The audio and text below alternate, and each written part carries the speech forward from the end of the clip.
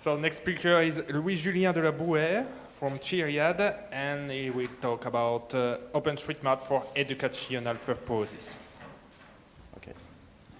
Okay, good afternoon, bon après-midi, bonjour. So I will talk about mapping. It's a Mac. Okay. He's free to do what he wants. Okay, so talk about mapping from 7 to 77 years old or more. So first, I come from. Okay, go on. I come from the Far West, so not the American Far West. Okay, just to explain, if you live Brussels, you go through Paris. Well, don't stop. There's nothing much to see there. You just go to the Far West, and you will arrive at the end of the continental France, and just after our place. Okay, it will work. After our place, you will see Canada sometimes, some days, on beautiful sunsets.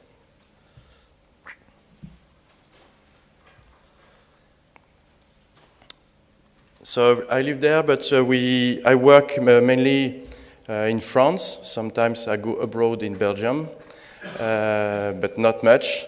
And I work for an organization called Chiriad. It means territory in Breton, because I live in a place where we speak French and Breton. It's a Celtic language. We work mainly with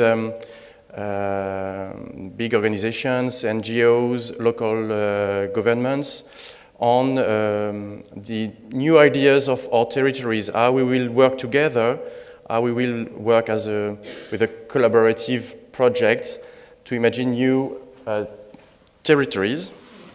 So you have all the things for my credit card and things like that on there. It's perfect. Okay, it's coming. So for the last 2 years, we've tried many experiences with educators, teachers around OpenStreetMap, from kids about 5 and 6 years old to students. But I've chosen today to show you all the experiences we did with kids about from 8 to 12 years old.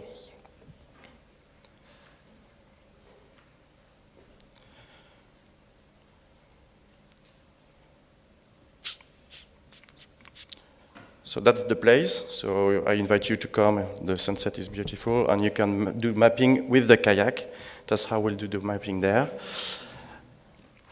And maybe if we are interested in that, it's because we have questions about how we can find innocent victims to work with us, and maybe one day they will choose to be golden OSM contributors more than golden boys at Wall Street, or maybe members of the OSM Foundation or OSM France, or probably simply that's what we like when we do education about open source. It's just that they choose their technologies, their project, and their commons.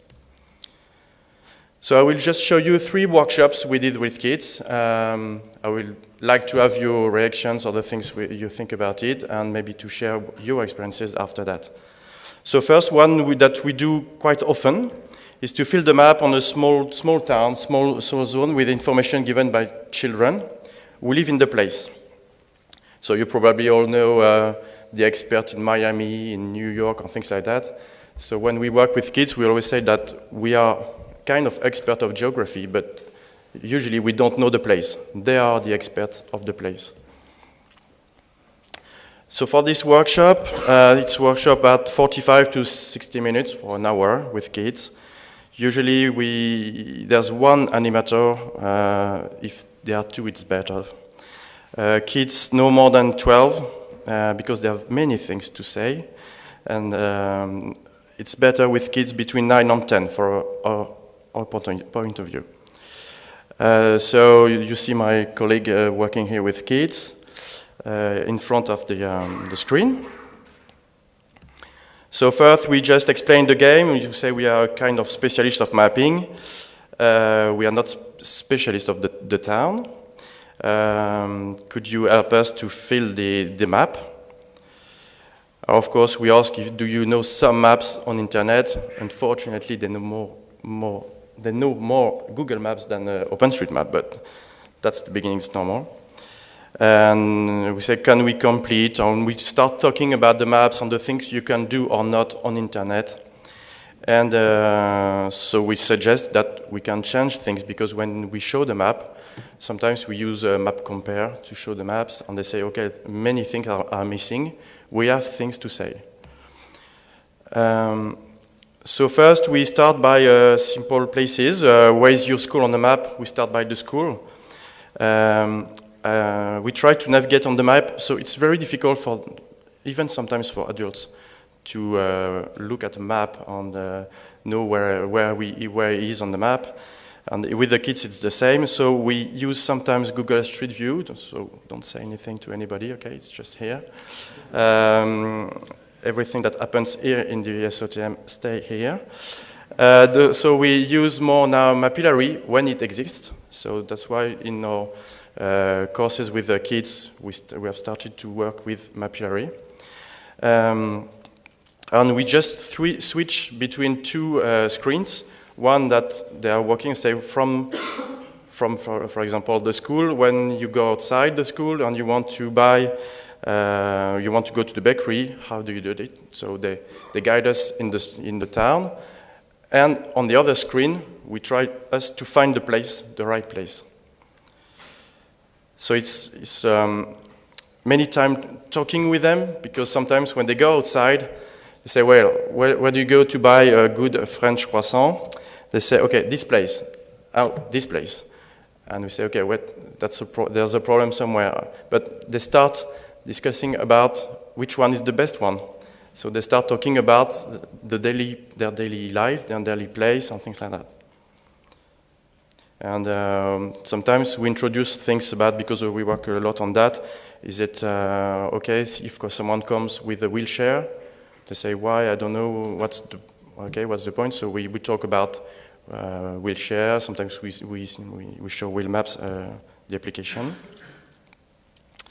And after that, we don't collect a lot of data. It's not like in your country. I'm sorry.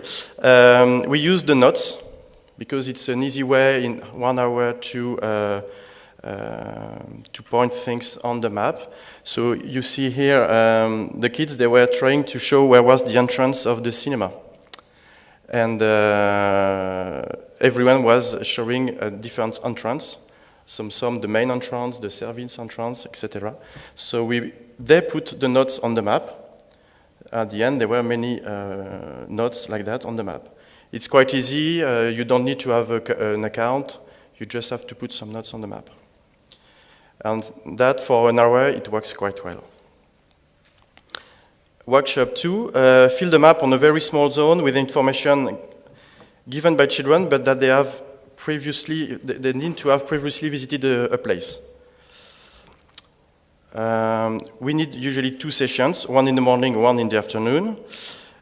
2 animators. That's one. It's not possible. Kids around 9 to 10 years old. And it's organized in 2 sessions. One outside in the morning, usually, to visit or discover a place, a museum, square, an old building. And in the afternoon, for an hour, not more, a session indoor with the group.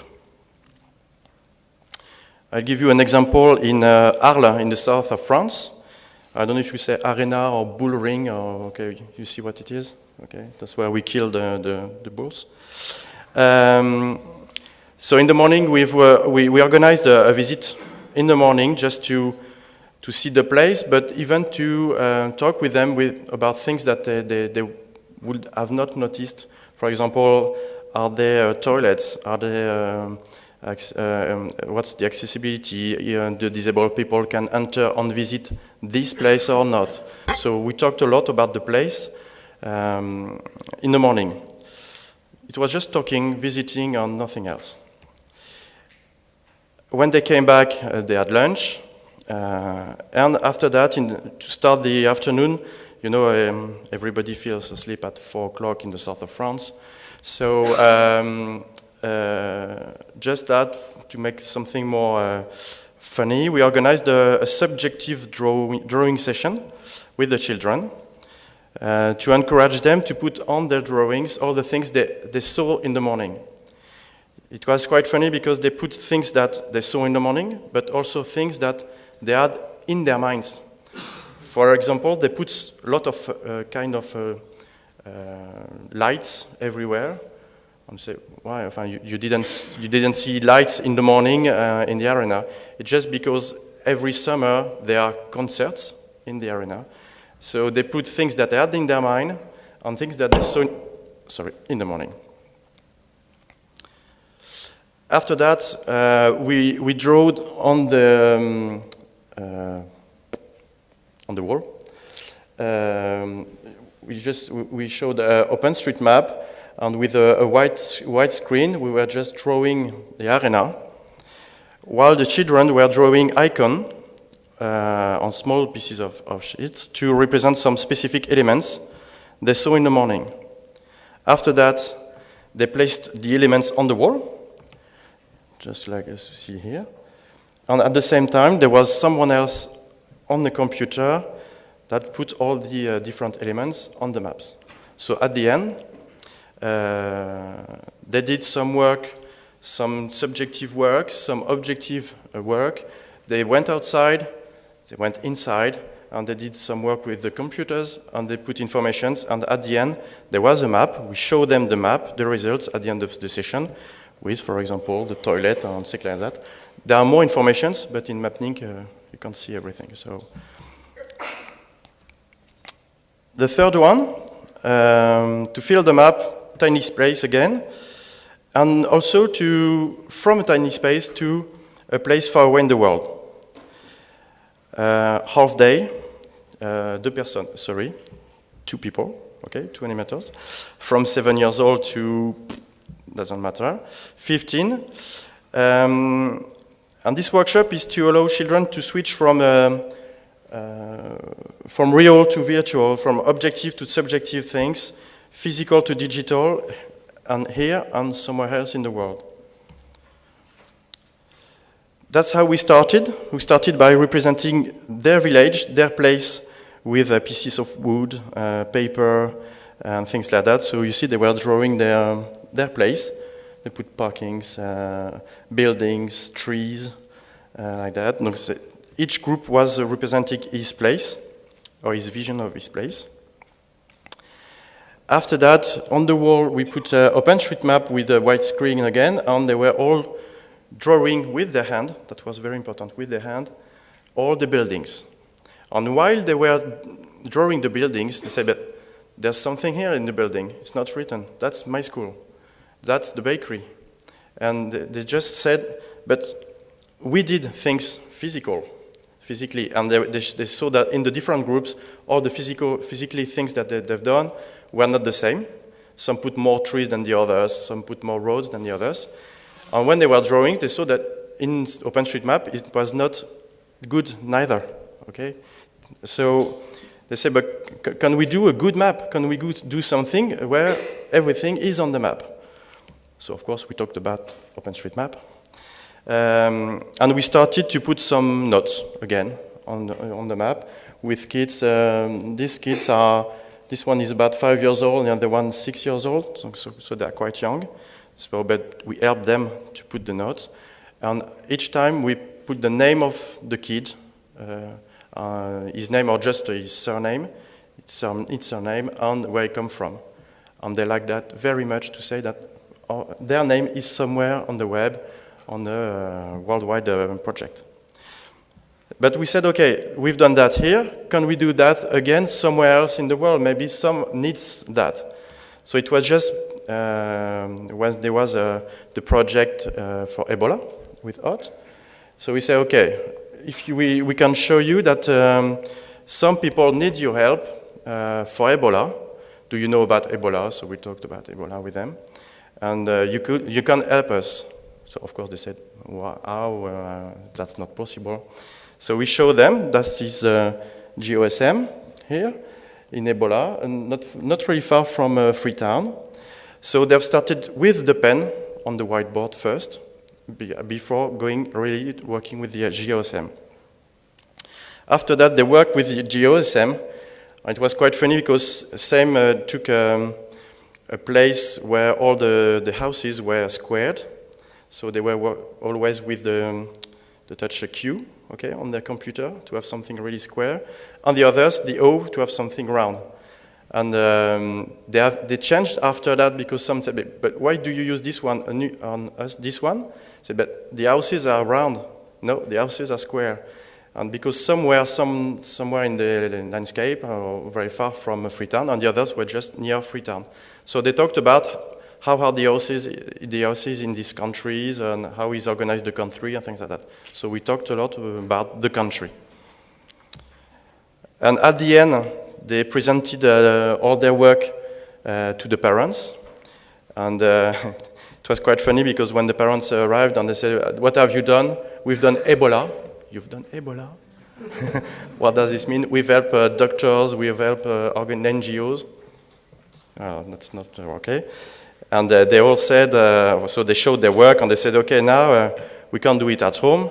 We've done it, so we'll have to do it with you, parents, okay, now. So, okay. So that's just, well, some images of what happened.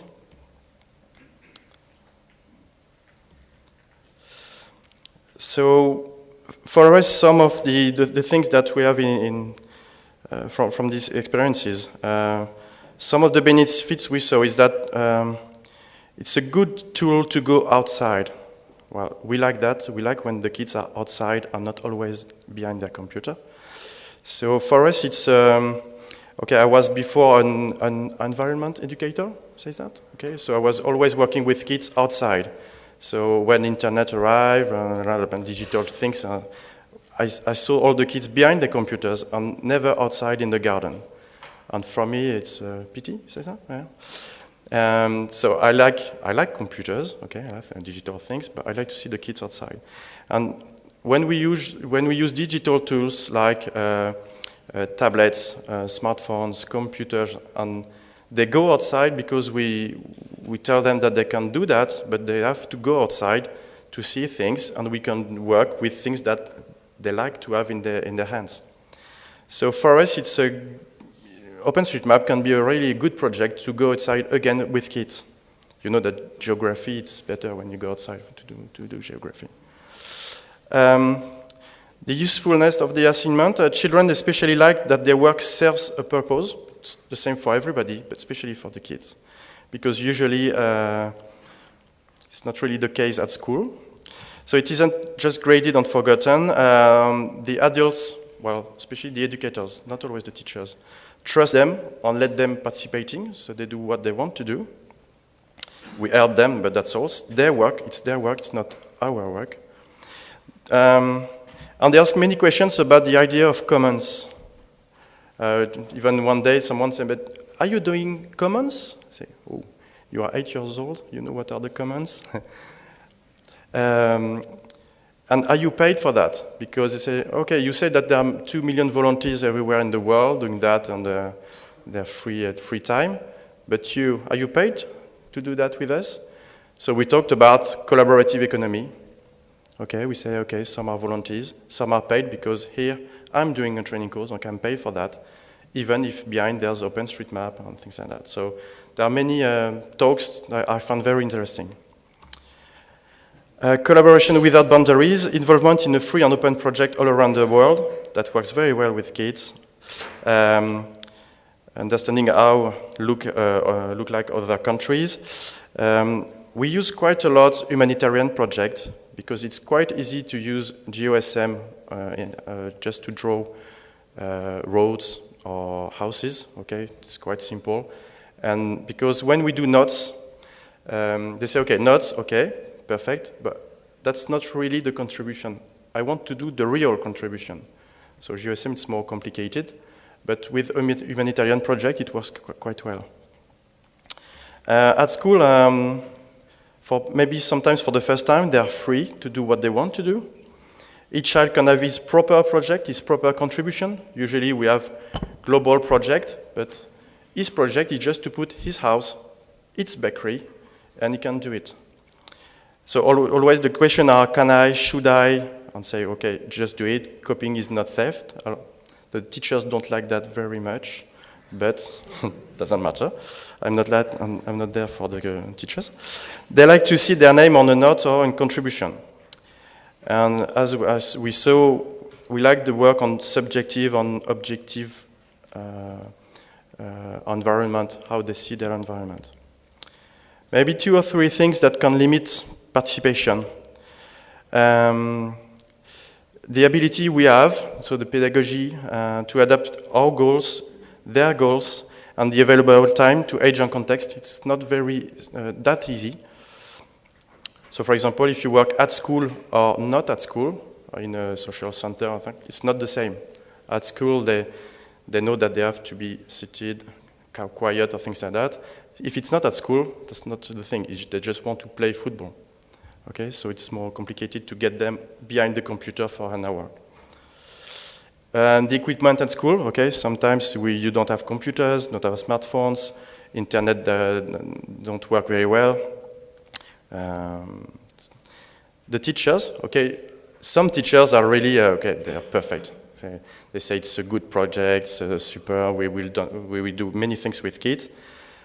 But we have to think at the beginning how we can get them involved in the project, how they will work after the project, because usually we go just for an hour, sometimes for 2 days. After that, we are leaving the place. So how the educators or the teachers are also trained to continue the job. Do they have the skills? Do they accept to be at the same level than the children? That's sometimes complicated. Because sometimes we started with the kids, they put notes, they started GOSM, and the teacher at the end said, yeah, but I will not do it again because for me it's very complicated, okay? And so you have to think at the beginning if you will start by training the teacher and the kids after or not. It depends on the teacher. Even at lower level, it happens sometimes. For us, there are thousands of possible uses of OpenStreetMap with kids, but we need Mr. Geek plus 2, 3, 4, 5 for many productions.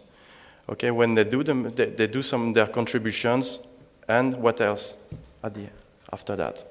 We see mapping, something else, something nicer, something that the kids like to see, and not flat. I like mapping, but maybe for the kids, that's not the thing they would like to see after their contribution.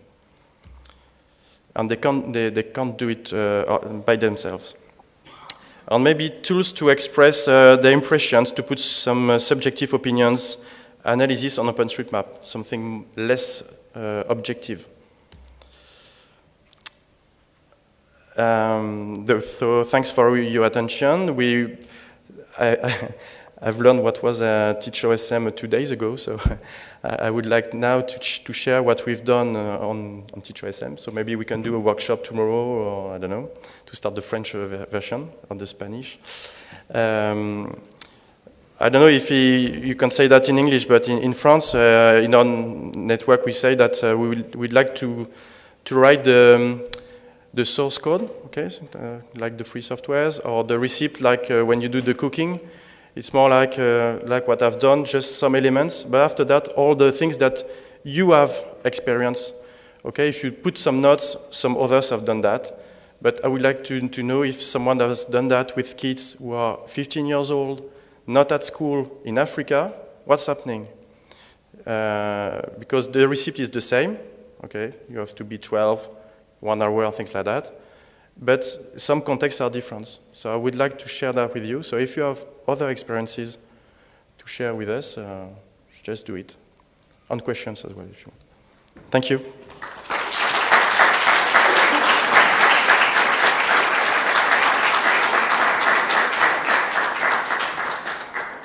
So we just have time for one question.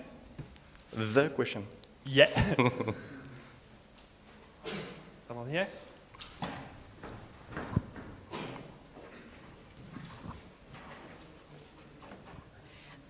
So thank you so much. This is really fascinating working with the children. I work at a university, and we organize chapters of students to work on humanitarian OSM projects. And they all really immediately think of a project they want to do. They want to work with their high school kids or work with other kids. We do have this complicated factor that often to do that, they have to go through some specialized training of abuse recognition, something, you know, in working with minors. Is there something about that you have encountered? Do you have this, you know, way to do that? That's one limitation that I see of being able to do more and more of this. How have you dealt with that? Or do you have that problem? I probably didn't understand well the question.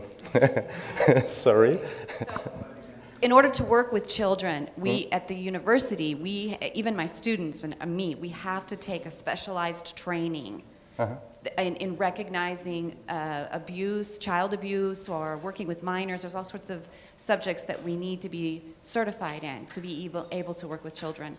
Do you have this problem? And if you do, how do you overcome that so that you can work more and more with children? I don't have this problem. I'm sorry. How do you avoid that, that maybe if people see that you are abusing of the child, would the child not be? No, I didn't have that. The parents, they like that very much to see that their kids, they do something else, the teachers as well.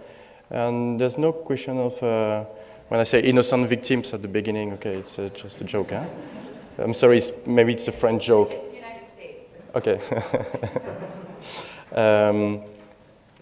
No, there's no question of that. I've never heard things about that. Sorry.